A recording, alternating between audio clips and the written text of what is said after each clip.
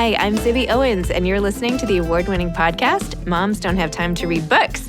If you like this podcast, you will love my new anthology called Moms Don't Have Time to Have Kids.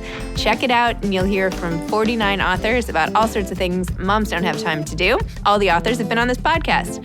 Also, check out my TikTok with Zibby and Tracy, my other podcast, Sex Talk with Zibby and Tracy. Check out Moms Don't Have Time to Write on Medium. And of course, my new publishing company called Zibby Books. And now back to our daily author interview site and a quick hello from some of my kids. Hi. Hi. Hello. Enjoy the show. If you like this podcast, you will love my new anthology called Moms Don't Have Time to Have Kids. Here's a little snippet by one of the authors from the anthology. My name is Caroline Levitt, and I'm thrilled to have contributed to Moms Don't Have Time to Have Kids. My essay is called Sick Leave, and what I really don't have time for is not eating all the chocolate in the house. Jane Mount and Jamise Harper are the co-authors of Bibliophile, Diverse Spines. Jamise is the founder and creator of Diverse Spines. Her passion for reading diversely led Jamise to create the hashtag Diverse Spines hashtag and the Diverse Spines book community on social media, which highlights literature by Black women and women of color. She is a champion for amplifying marginalized voices, and Diverse Spines has become a valuable literary resource. Along with being an avid reader, she's also a wine enthusiast and the creator of Spines and Vines, a blog dedicated to book and wine pairings. Jamise is a member of Delta Sigma Theta Sorority Incorporated and lives in the Washington, D.C. metro area. Jane Mount is the author and illustrator of Diverse Spines. She is an illustrator, designer, writer, and thing maker, and particularly makes many things for people who love books. She is the founder of Ideal Bookshelf and the author and illustrator of Bibliophile, an illustrated miscellany. She's also the illustrator and co-author, as I mentioned, with Jamise Harper of Bibliophile, Diverse Spines, and My Ideal Bookshelf. She lives in a log cabin on Maui with her husband, 3 weird cats, and a speckled dog. Welcome, Jane and Jamise. Thanks for coming on Moms Don't Have Time to Read Books to discuss Bibliophile, Diverse Spines. What a gorgeous book. This is amazing. I love this. Thank you. Are you so happy with the cover? I mean, I know, Jane, you're like the illustrator, and so, you have a little insight. I'm a little biased. But it's so great. It's just, the cover's great. All the recommendations inside were so great. I love how you just structured the whole thing with book influencer recommendations and bookstores that you loved and classics and essays and all different types for everybody who could possibly like a particular type of book. So this is fabulous. Just loved it. Anyway. You know how when you go into your favorite independent bookstore and there's little shelf talkers all around the bookstore recommending different books that you might like? That's sort of what we're trying to go for in book form, so that you get the perfect recommendation for wherever you are and whatever you need at that time, I love that. Yes, and not wanting to leave any topic out, even for the middle grade and for the children. That's right. Those were great too. Yeah. I felt like I wanted to send you guys a list of the many books in here that I've had on the authors I've had on my podcast, because there's so many that I've loved and gotten to know over time. So I was so excited every time I saw somebody in here. Yes, and I've done a lot of the children's books too, and Tammy Charles's book, and of course now I'm blanking on every name, but that's how it goes. Right? I mean, it's been 2 hours since I was last prepping this book, and now already I've forgotten everything. But there's a lot in there. It's okay. No, but there's a lot of overlap in what I've been covering. So that's fantastic. So how did you two team up to do this project? That's a good story. I'll let Jane. Well, let me preface it by saying we've still never met in person. We have not. Oh my gosh. We're hoping to for the official book launch. That'll be the first time we meet, I think. So I knew Jamise from Instagram. She's a very well-known bookstagrammer, and I'm, peripherally in that crowd. And then a couple Christmases ago, 2019, I think Christmas? 18. Wow. 18. Okay. Jamise, I got an order for a custom mug with a set of books on it. And it was an amazing set of books. And it was actually ordered by Jamise's son for her for a Christmas present. Yeah. I didn't know that at the time, but I thought, wow, this is a great set of books. And then once she received it, she was excited. She posted it out on Instagram. And then she and I both immediately got flooded with people asking to buy that mug. Like, please, I need that mug. That's the perfect mug, And the mug was actually full of books she had recommended in her Diverse Spines program. So it was just a great little synergy. So we made other mugs and people bought them. And then, let's see, a little over a year ago, or maybe more. Yeah, a little over a year ago. It was like June 2020. June? Okay, yeah. I will never forget because I thought you DM'd the wrong person. Oh, no. So I had been talking with my agent and my publisher about doing another Bibliophile-like book, but with a focus on a certain area. And we wanted to do one with all different kinds of diverse reads. But I did not feel that I should do that on my own. I wanted someone who really knew a lot about it to work with, to co-author it with. And so I thought of Jamise and I DM'd her on Instagram. And yes, she thought I was DMing the wrong person, but no, of course not. And yeah, she said yes. And we basically spent the last year on Zoom. Yes. Wow. Yeah, I literally replied back. I said, "Are you sure you have the right person?" And she said, "Yes." And I was like, okay, wait a second. Like, really? Like, 'cause, Jane is like uber famous. Everyone knows her work. And I just thought, clearly she has the wrong person. And then we talked about it. And then I talked to a couple of my friends, close confidants, one being Tayari Jones. Oh, yeah. Who wrote American Marriage. Which I love. And it was just such a great opportunity. And I felt so honored just to be asked. And it's been great. The whole collaboration, the late hours, the time difference. I did warn her how much work it was going to be. And I don't think she quite believed me on that because we were trying to do it in a pretty short timeline for this kind of book. So it was intense. There were a lot of jokes in here about the timeline. So I got the sense that you had it being very, very rushed. Yes. And where are you two based in how far apart are you both in the world? That was the challenge. Yeah. I'm on the East Coast. I'm near Washington, D.C. And I'm on Maui in Hawaii. Well, that would pose a challenge for almost everybody. Yes. Yeah. So it's early here. I'm still drinking coffee this morning. And it was about 6-hour time difference usually. Wow. Yeah. But it helped because I'm a night owl, so I could do late. And I'm not. So that's perfect. So it worked out perfect. Mm-hmm. I think I might need to move to Hawaii, and maybe that would. I do much better in the morning, so for many reasons, that would be nice. That sounds great. So, Jane, how did you get your start? Finding that books were kind of your niche is like this amazing thing and how do you create these? I don't even own the terminology for the different artwork styles because so many years ago, I lived in New York for a long time. And at one point way back, like 2007 or 8, I had a studio space where I would paint larger things in addition to having a day job working on internet stuff, basically.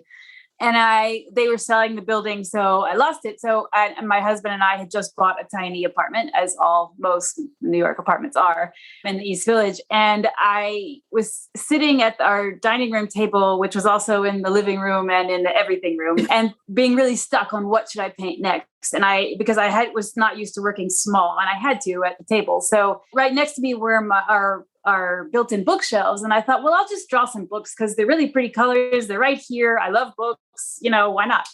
And I drew a few of them. And a friend of my husband's happened to come over that day and he saw what I was doing. He's like, "Oh my God, what are those? I want to buy all of those right now." And I don't know if you know, but as a painter, that rarely happens, I'm aware. People don't usually respond quite so viscerally to artwork, and so I was like, okay, there's something to this. So I kept going and painting friends' books as they lay on their shelves, kind of like a dinner party warrior, seeing what people choose to show on their shelves. And then after a year or so, I realized it's actually much more interesting to ask people, what are the books that made you who you are? What are your favorites? What are the ones that changed your life? And when you get a set of those, it basically is like a portrait of the person from the inside. It really shows who they are. And, sometimes they choose ones from from birth on, so you can sort of see the path they took along the way in some sense. And so I found that was really fascinating and basically just took that idea and ran with it. And one thing I know is not surprising to either of you, and maybe shouldn't have been to me as a heavy reader, but people really, really love books, Yeah. And And I think in this day and age when a lot of people read on e-readers or things like that, it's great to have a visual reminder of your favorite books in case you don't have them on your bookshelves, or just in addition to having them on your bookshelves. So it's done really well. And I paint them, generally I paint in gouache, which is a kind of watercolor, opaque watercolor. And then I also make prints from them, like custom prints. So you could say, here these are my 10 favorite books, and I would put a print together just for you. We have to do that, by the way. How do I sign up for that? Yeah, just send me an email. Okay. We'll set it up. I have this memoir coming out in July, and it was originally called The Book Messenger, but I think I'm changing the name of it. But in every chapter, I always talk about all the books I was reading at different points in my life. Awesome. Yeah. So then I was like, ooh, what if you did like a whole thing of like all the books that kind of like made me me over the years, you know? But anyway. It'd be great. Now I'm just turning this all about me. So anyway, sorry. But that's the great thing about it. It really, even if you don't ever order a custom print, if you just make for yourself a list of the 10 books that have been most important to you, it's really hard, first of all, to narrow it down to 10, for instance. And it's also really, really enlightening about yourself, to figure out. Have either of you done that? Have either of you picked the 10? I've done it, but it still changes all the time. So. Exactly. Mine changes as well, but I have done it. I have the constant 3 that always end up on there. Which ones? I Know Why the Caged Bird Sings, The Warmth of Other Suns, and Homegoing. How about you, Jane? I would say probably most affected me. Mine are a little more, I would say probably American Gods by Neil Gaiman, Cloud Atlas by David Mitchell, and I'd probably go with Pachinko by Minjin Lee. That was really good. Yeah. But that's a hard question. Ask me tomorrow, it'll be 3 different ones. I'm not quite as, Jamise always has her 3. Mine fluctuates. Interesting. Yeah. Yeah. I don't know. I have to think about mine. Come on, give us one. That would be. I usually always say Slow Motion by Dani Shapiro. Yeah. And like anything by Anna Quindlen, like especially her earlier stuff. I actually got to paint an ideal bookshelf for her once. A long time ago. So cool. But I have to say, my reading volume has quadrupled is not even the beginning. The amount that I've been able to read the last few years has totally changed, some of the things that I'm interested in. It's just been amazing to read. And that's why a book like this is like so perfect, because I have learned so much from diverse voices, all different types of books. Not that I didn't read them before, but it's much more conscious, and amazing.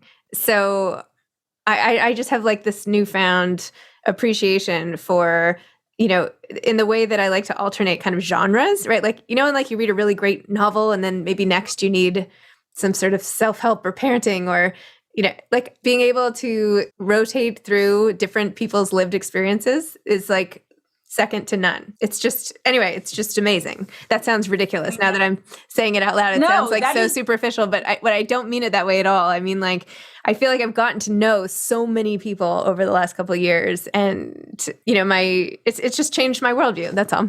As a great book should. Yeah, that's what it's the magic of books. Yeah, and especially diverse books, hearing from marginalized voices, it definitely expands your awareness. I just read, I don't know if you've read it yet, it's 15 essays from the Latinx diaspora. It's a really great book called All the Louding Voices.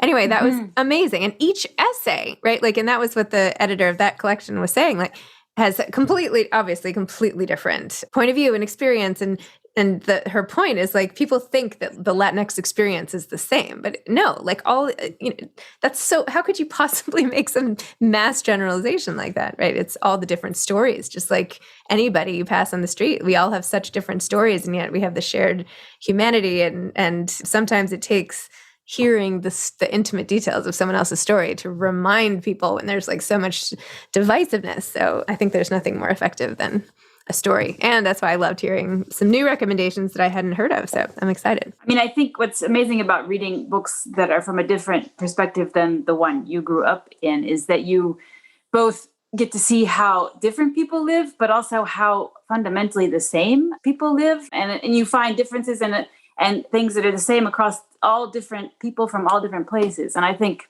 I agree. It really makes you realize that the way we try to divide ourselves is ridiculous, I think in many ways. And we should be embracing all of the stories from everyone.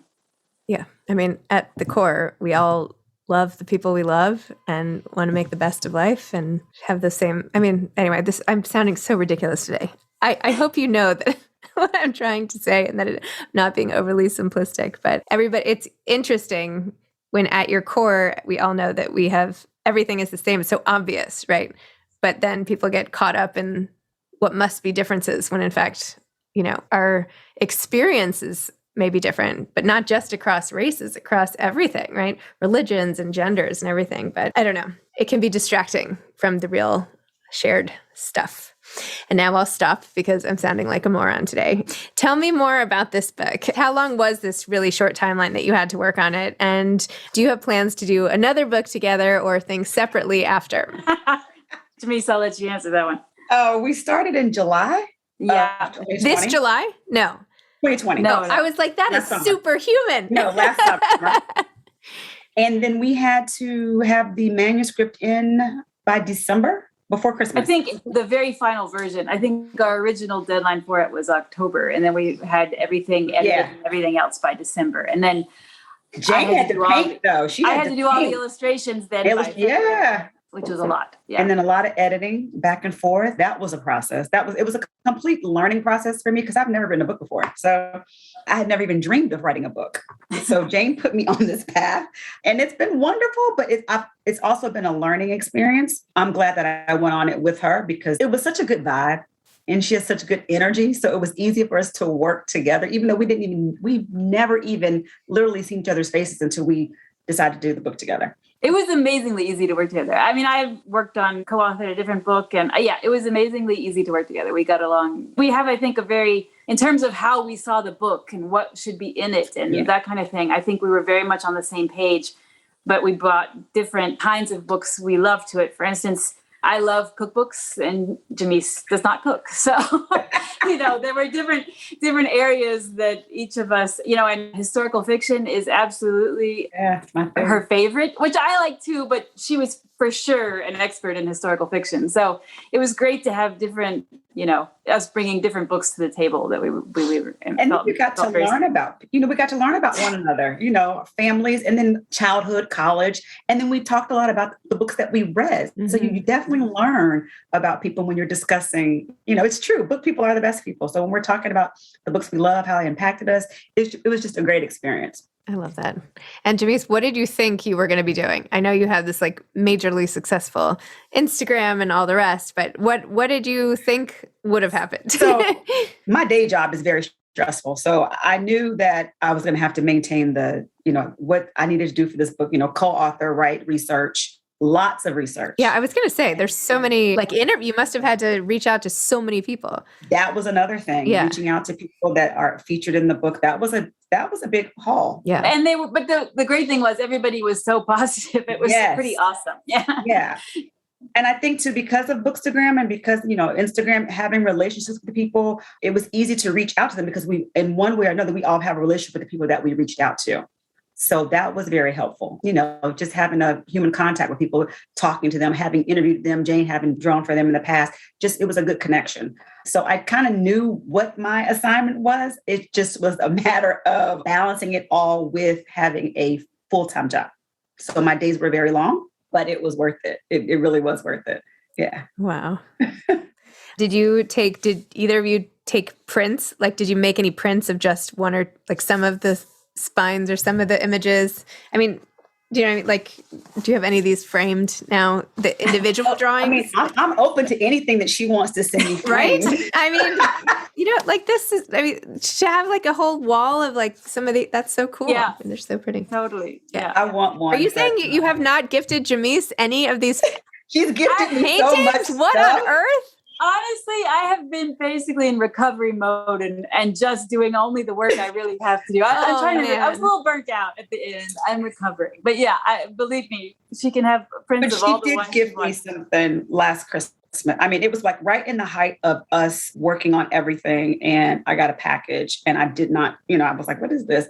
And it was a mug with all of the books that Diverse Spines has read in the past couple of years. And I thought it was just such the sweet thing. So now I have that one and I have the one that my son gave me. But the initial mug that when my son custom ordered that, I was overwhelmed. And I literally, every time I drink out of it or look at it, I just think that was my connection. I mean, he paid attention, but then that was my connection to Jane as well. And he was young. He's still in his 20s. He's only 24 now. So that was a couple of years ago. He was very young. My son gave me a clipboard.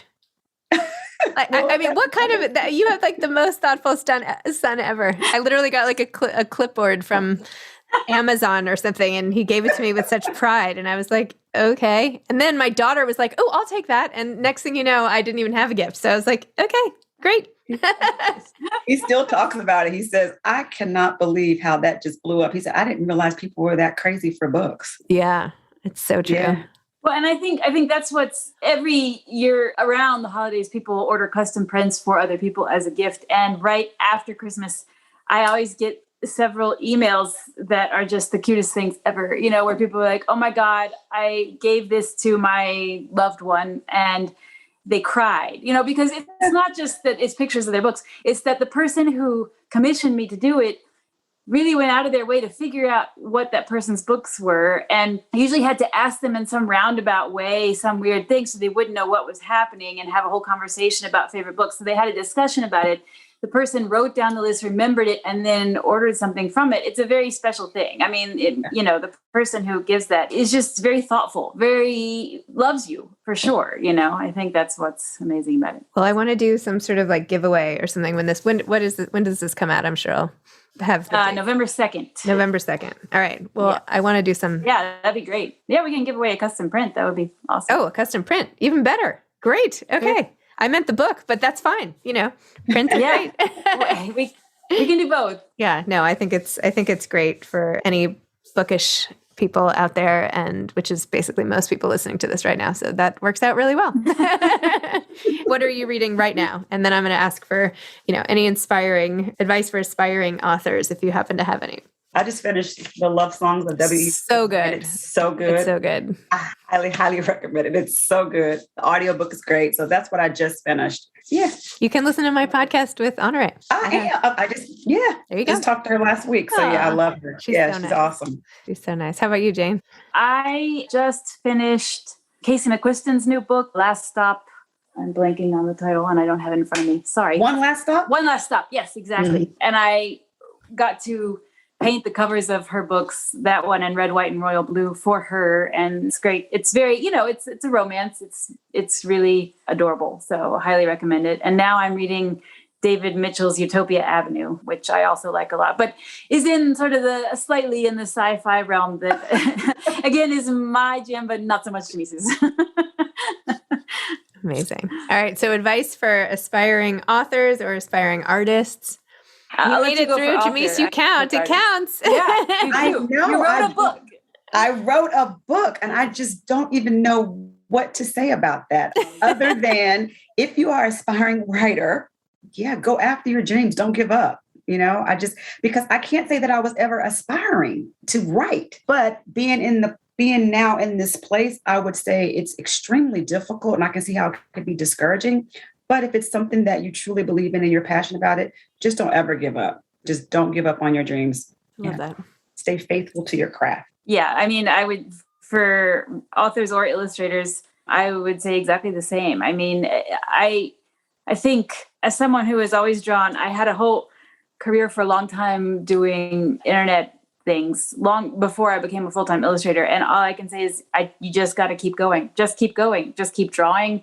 Just keep getting the jobs here and there until they're not here and there, until they're your full-time job. I mean, I know it's not as instant as we all wish it would be, like to become the thing you dream of being. And anyone who you think was an overnight success was absolutely not. They put in a ton of work. I mean, everybody puts in a ton of work into the things they love, and you have to get to that point. So just keep going, keep fighting it. It'll happen. It'll come. Love it. This is great. I'm just going to replay this a lot. This is very encouraging. Excellent. Well, I mean, it sounds like you have a memoir coming out and a publishing. Yeah, that's awesome. Come on. I mean, you're doing it. I know, but this is like maybe my 900th podcast or something. Do you know what I mean? Like it's not an overnight. I know. Like every day, all day long, reading and talking to people. I love it though. It never feels like work. I mean, like you, I love books. I love power of reading. I love the magic of it. My kids don't like to read that much. I'm like, you don't understand. Mine don't either. Like, how can you not like this? But you do have to have that sort of attention span that I feel like is basically gone. But I don't know. For me, it's like life-saving. It's the only way to get out of my own crazy mind, right? I mean, yeah, I have to, like, people work out every day. I have to read every day. That's a great way to say it. Yeah. Yeah. I've not been working out every day at all. But I would look a lot different if I was working out every day instead of reading every day. But instead, I have a big bookshelf and bigger clothes. So there you go. Trade-offs. Anyway. All right. Well, thank you, ladies, so much. It was really a joy to talk to you. I love this book. It's so important and so beautiful, and it's great. And I loved the recommendations, and it's just the way you structured it was really great. And all of it was awesome. So delighted to have it in my hand. I feel very lucky. Thank you. Thank you. I'm so much honored you like it that much. It's great. All right. Okay. Well, take care. All right. Bye-bye. Bye. Thanks for listening to this episode of Moms Don't Have Time to Read Books. Don't forget to follow me on Instagram at Zibby Owens and at Moms Don't Have Time to Read Books. Also sign up for my newsletter at zibbyowens.com and sign up for my virtual book club and meet lots of authors on Zoom every other week. Thanks so much to Steve and Ryan at Texture Sound for the sound editing. And thank you to Morning Moon Productions for providing this fantastic intro and outro music.